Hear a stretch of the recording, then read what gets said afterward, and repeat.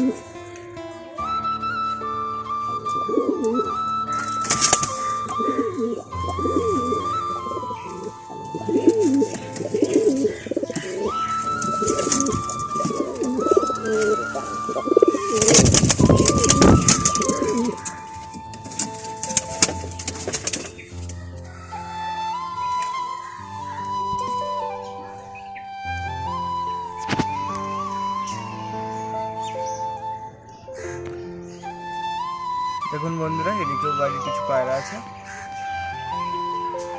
এই যে সবুজ দুটো এক জোড়া, এটা এটা একটা ছেলে পায়রা কাবুল।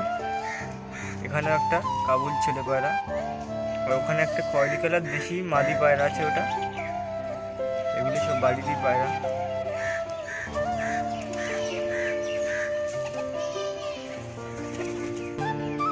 যে ঘরে দেখিয়েছিলাম সিঙ্গেল পায়রাটা,